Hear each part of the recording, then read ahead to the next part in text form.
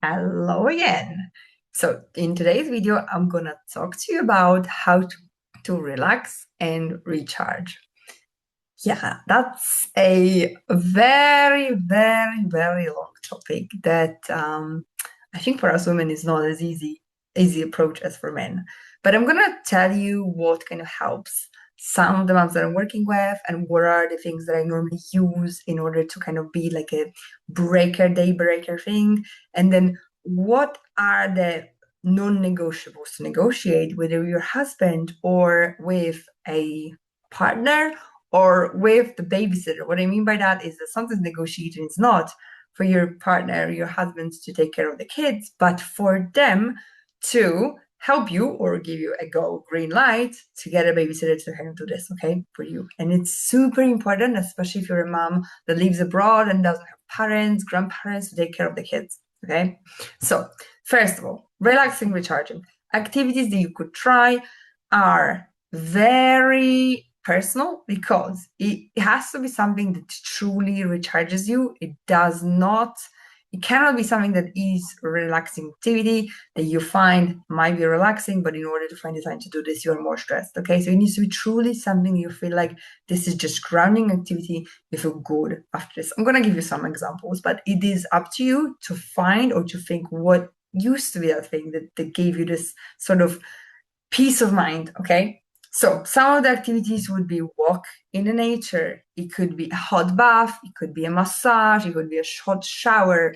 It could be reading. It could be watching something relaxing on TV. It could be listening to some relaxing music. It could be reading a book. It could be spending time with your partner. It could be an activity with friends, meeting with friends. It could be kids' free time, just in general, to kind of do your own hobbies. It could be something like this. Okay, so just think about what it used to be. The best way to approach it is think about what used to relax you and what used to be the thing that you always were looking to do. And what kind of made you feel like, okay, this was me. I really felt like me when I was doing this. Okay. That's the first step, identifying what is that thing. And then the second step would be to create the time. How do you create the time?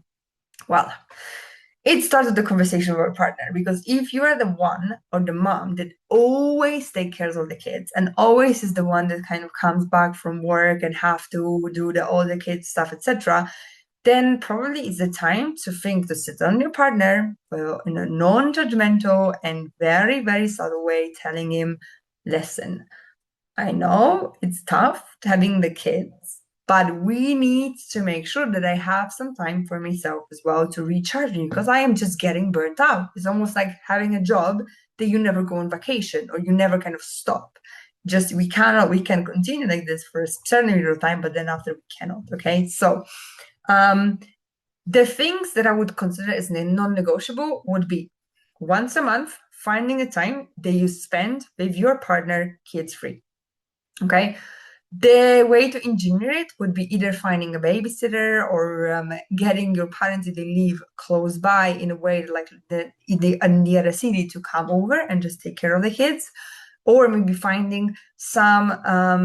I know that a lot of moms that live in Germany, there is this sort of thing that moms do this sort of like kids sleepovers and you give the kids to the other mom, they sleep there, and then the next day you kind of take them as well. So it's like a kids sleep in one house and sleep in the other house thing.